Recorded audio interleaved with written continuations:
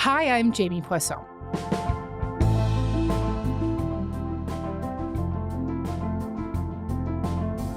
So just after 6 p.m. on Saturday night, shots rang out at a Trump rally in Pennsylvania. If you want to really see something that said, take a look at what happened.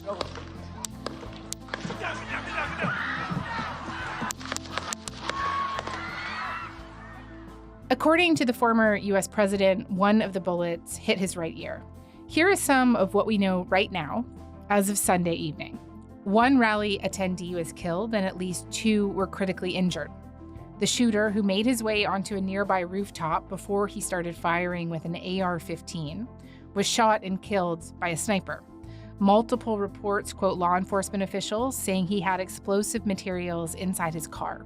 We do not currently know his motivations. We do know that he was a registered Republican, but that at one point he also made a $15 donation to a Democratic super PAC. The FBI is investigating the shooting as an assassination attempt. The FBI has received 2,600 tips already. This is being investigated as an act of domestic terrorism. Today on the show, we're going to talk to Zach Beecham. Zach is a senior correspondent at Vox, where he covers ideology and challenges to democracy. He also has a book coming out on Tuesday called The Reactionary Spirit. And the reason that we wanted to have Zach on today is to talk about how pivotal this moment could be for a democracy that many people believe is already in crisis, and what could happen next. All right, let's get into it. Zach, thank you so much for coming onto the show today. Thank you, Jamie. I wish it was under better circumstances, but it is always great to talk to you. Yeah, me too. I want to start with the image that I imagine will come to not just define this campaign, but will probably be one of the most indelible images in American history, which is Trump with a bloody ear, 2 lines of blood across his face.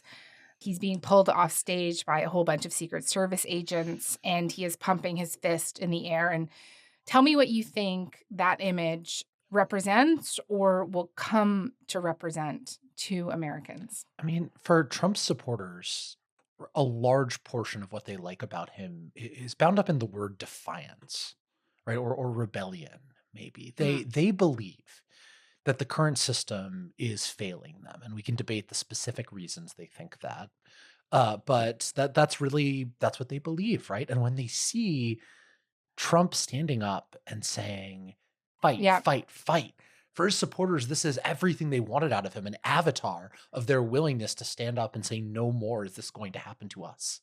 From their point of view, that's what this means. Right, because we're talking about the photo, but the video shows him pumping his fist and he is saying, fight, fight, fight. Right.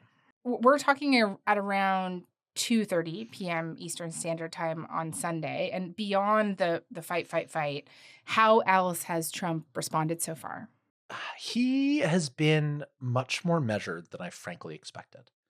Trump has issued statements saying that he's fine, issuing condolences for the family of at least one person who was killed by the shooter at the rally.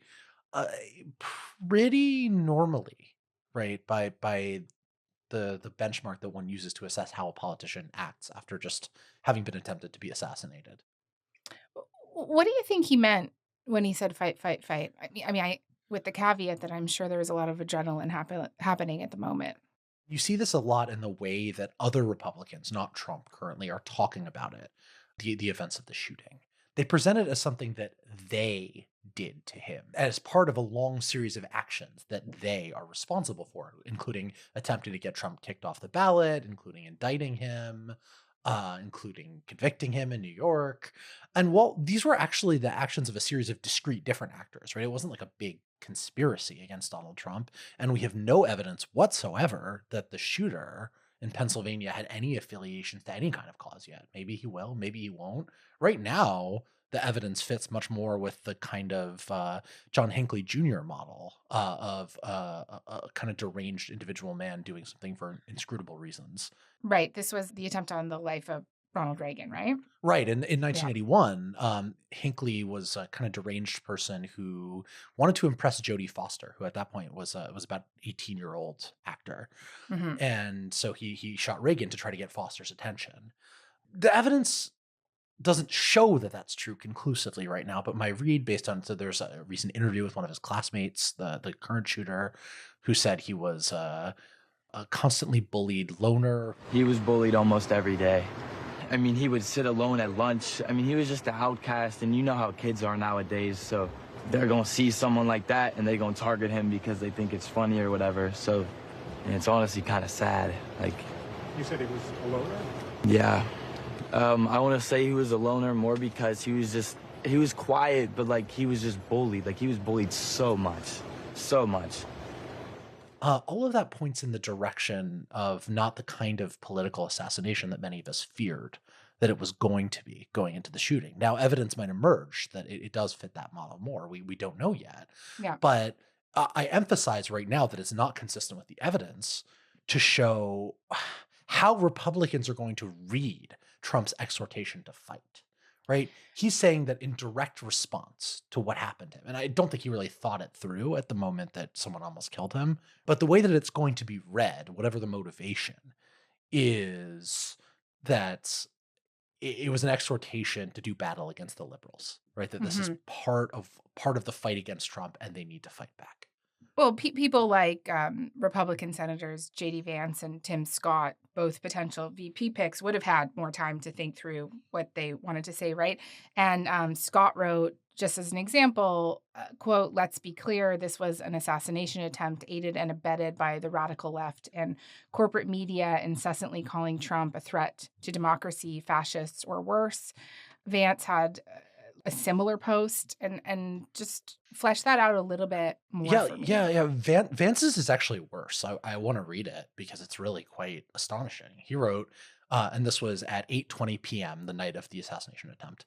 "The central premise of the Biden campaign is that President Donald Trump is an authoritarian fascist who must be stopped at all costs. That rhetoric led directly to President Trump's attempted assassination." Zero evidence for those claims, right? None whatsoever. Directly saying that Joe Biden is the person who inspired the shooting, right? That's a really big claim to make, one that would require pretty detailed evidence, right? None of it exists, at least as far as we know right now. And it's certainly, as far as Vance knew then, it's the most irresponsible way of responding to something as serious as an attempted attack on the former president's life that I could possibly imagine. And there are many others like it from Republicans. So, for example, Georgia Republican Congressman Mike Collins posted, quote, "Joe Biden sent the orders." And Trump campaign surrogate Nick Adams posted on social media, quote, "Joe Biden's rhetoric is directly responsible. There can be no discussion. This is a fact."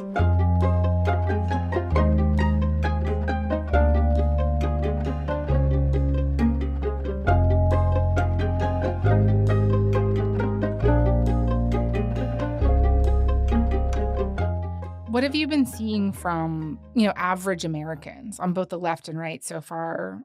How have people been talking about this attempted assassination online? And how are you reacting to that? So it's a difficult question, right? Because what's happening online isn't representative of Right. the ordinary American. I was thinking that when I was asking the question, it might not actually be in the average American. Yeah, and so it's kind of hard to say, right? But one thing that you're seeing that's notable on both sides really is a proliferation of conspiratorial thinking about what just happened. So the night of the attack on Twitter, two terms phrased. One of them was staged, and the other one was inside job. Right. And, the staged one is a bunch of people on the left saying that Trump must have done this, set it up to get a perfect photo op because they couldn't believe how striking that photo that you referenced at the beginning was. Right. And then on the other side, you have Republicans, some people, conservatives, saying this was an inside job by the Secret Service, that they were in on it. That's why they managed to let this guy get so close. And, clearly it's more evidence that someone is out to get Donald Trump. Yeah. There's no evidence for either of these claims, right? But it is a sign of a polity that is in serious trouble that people leap to that so quickly. And, honestly, maybe people always would have. Maybe it's not just a unique United States at this point in time. But now that we have social media, they can broadcast it and spread it really easily. Yeah. And it's so rife. Yeah. It's just everywhere. And I saw these accounts circulating from witnesses, at the rally who are saying that they were trying to warn police about this guy on the roof. We're pointing at him. The police are down there running around on the ground. We're like, hey, man, there's a guy on the roof with a rifle. And the police are like, huh, what? Like they didn't know what was going on. We're like, hey, right here on the roof. We can see him from right here. We see him. He's crawling. And next thing you know, 5 shots ring out. So now those interviews are being used by both sides to kind of fuel their respective positions, right? Like their respective accounts that, certainly are very conspiratorial at this juncture. How about the Democrats? What have we heard from President Joe Biden and other Democrats here? Yeah, look, the most important thing for Democrats to do right now is to loudly, routinely, and without caveats reject political violence. That's their first task, and they've done that, right? Every statement I've seen from a major elected Democrat has been political violence is unacceptable in this country. We are praying for the health of Donald Trump or something to that effect. Or thankfully he's doing well. Good afternoon. Last night, I spoke with Donald Trump. I'm sincerely grateful that he's doing well and recovering, and we had a short but good conversation. Jill and I are keeping him and his family in our prayers. We also extend our... That's like basic. It's like expectation at the floor for a political party in a democracy when the leader of a rival party is attempted to be assassinated. The second task for Democrats is to figure out a way to continue making the case that Donald Trump is a threat to democracy, because he remains to be, right? Nothing about the shooting has changed the underlying reality of American politics, which is that Trump is proposing a lot of stuff for a second term that would be quite dangerous to the health of the system itself. To make that argument in a world where Republicans are currently saying that precise rhetoric has produced violence. But as the party running against Trump in the election that's still happening, you can't just roll over and say, okay, the most important issue in the election is off limits because Republicans say it needs to be. So the higher bar for the Democrats and the thing that they'll need to do going forward is show that they can continue to prosecute the campaign given what happened yesterday. And I think their efficacy in doing so will depend to some real degree on the motives of the shooter, which, again, we still don't know.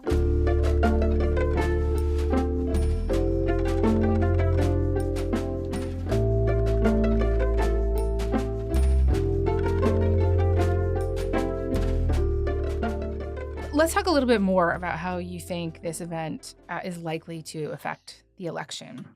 We're talking less than 24 hours after the shooting, and already there are websites selling souvenir T-shirts with that image of a bloody Trump that we were talking about at the beginning of the conversation. And how do you think this event is likely to affect the election, or at least how motivating might it be for potential Republican voters? I don't know how it's going to affect the polls exactly. What I can tell you with some confidence is it will motivate his base. Right. It will, for them, it will really matter. Now, my best guess is that when that base is more motivated, especially if Republicans continue these really kind of obscene attacks on Democrats that they're engaging in, that'll motivate the Democratic base in response. And you'll end up getting an election that has felt, so far, at least characterized by people who don't really like either side trying to make up their minds in a year where nobody except for a handful of people are really thrilled about the proceedings, into a very, very, very high profile election. The sleepiness that some of us in the political press felt earlier this year surrounding the campaign is gone. That is done.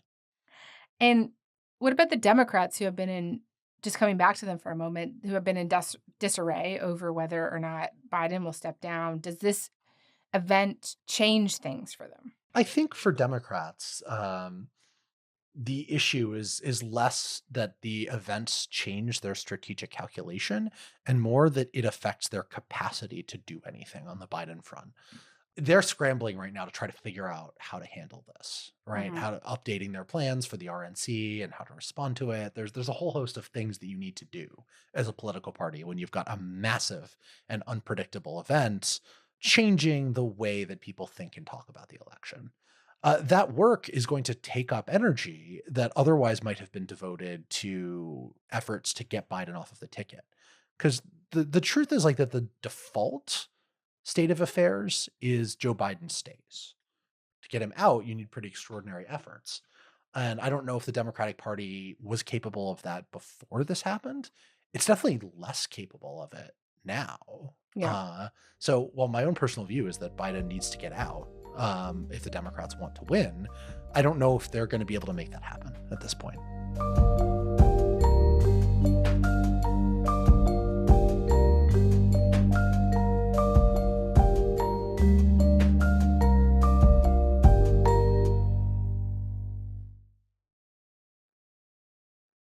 I want to move on from the kind of machinations of the horse race here and talk about the bigger picture, which is what is at stake for American society. Let's get into that a bit more. What this might set in motion or what it might accelerate. A couple of years ago, you wrote this piece for Vox looking at the broader crisis in American democracy, and you wrote that the most likely flashpoint for a major escalation of political violence was a presidential election. And just tell me a little bit about why.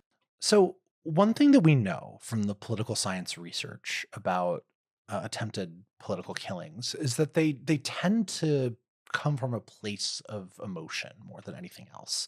The people that engage in them, they aren't like this sort of Hollywood stereotype of a cold assassin who's used to killing people and is getting paid a lot to take out a world leader. Now, the more likely scenario is somebody who's really, really angry about something.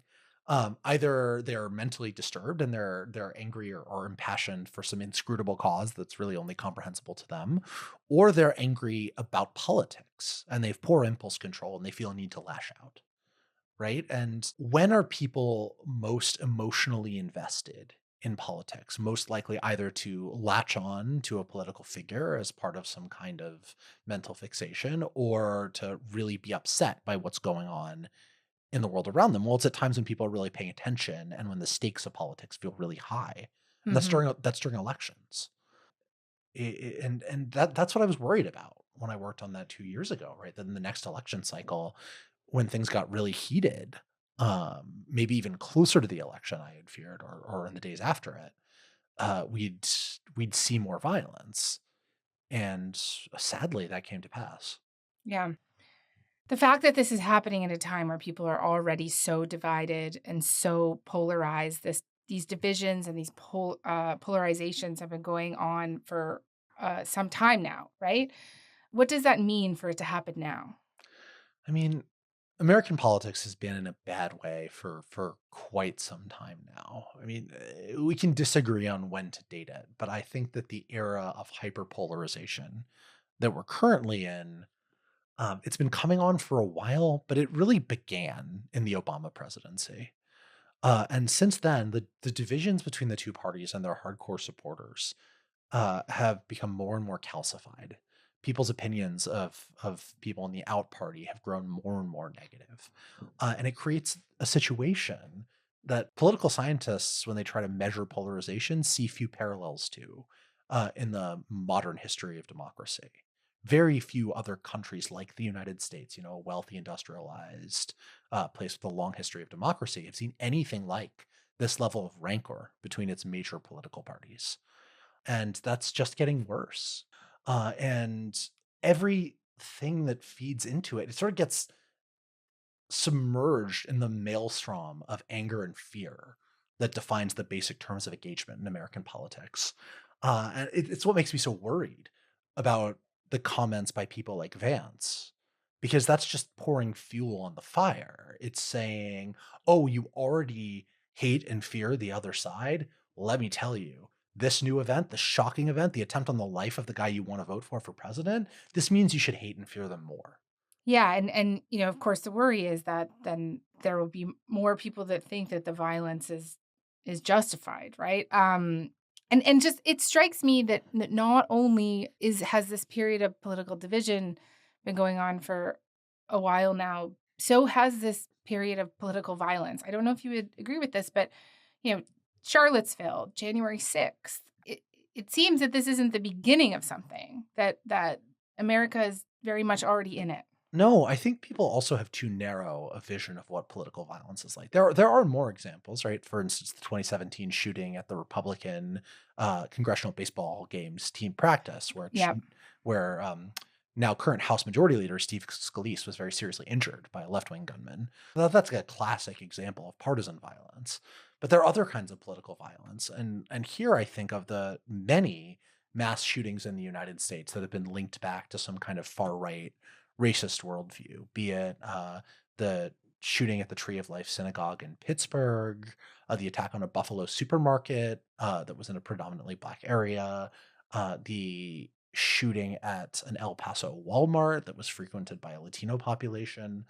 All of these were linked back very explicitly by the killers themselves to far right extremism and extremist views that are often very similar to those spouted by some people well inside the Republican mainstream.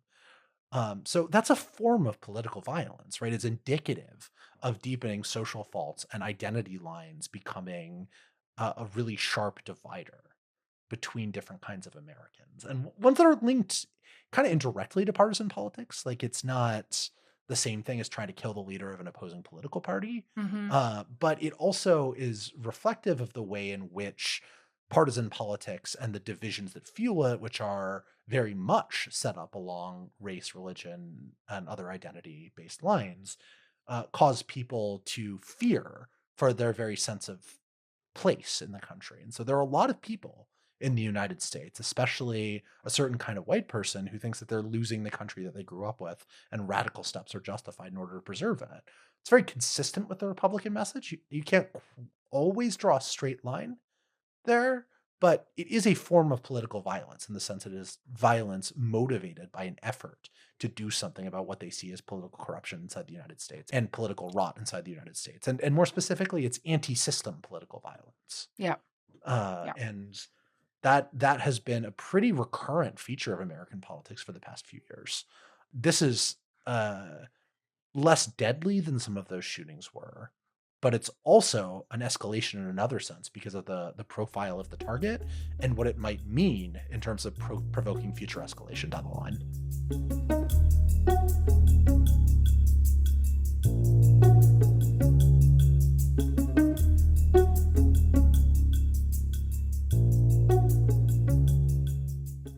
In an article that you published in the wake of the assassination attempt this weekend, you published for Vox, you made a comparison to a period in Italian history called the Years of Lead.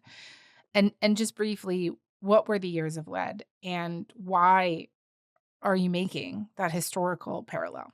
Yeah, so starting around 1969, for a period about 15 years long, Italian politics was shaped profoundly by a kind of, you could call it a low level war, you could call it persistent terrorism, heightened violence, but really extreme actions by far left and far right militias, including bombings and high profile assassinations. The reason I bring that up as a parallel is that people often talk about, and you can see even trending on Twitter, right, the phrase civil war in the United States. There was that movie this year by Alex Garland called Civil War, which was actually Hmm. better than people gave it credit for. But, there are a lot of ambient fears about political violence and civil war in the United States. And I really don't think an actual civil war is very plausible in the sense of there being something like either the 1861 style states dividing against each other, or even, an insurgency against the federal government that's organized and, I don't know, like attacking National Guard troop convoys in rural Georgia or whatever. I don't think either of those scenarios are especially likely.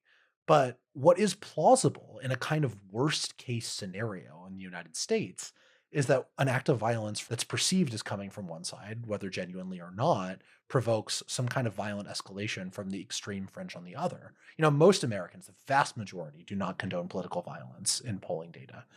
But there is a minority that does, right? And those people can be activated. And nothing activates violence like more violence, right? And I'm not saying this is likely now. What I am saying is that if there were a situation that would push us towards something like the Years of Lead, of tit for tat violence between extremist groups, Hmm. it would start like this. it would start like this. I just hope it doesn't end that way. Okay, that seems like a dark but a good place for us to end this conversation. Zach, thank you so much, as always, for coming on. Thank you, Jamie. I really appreciate it.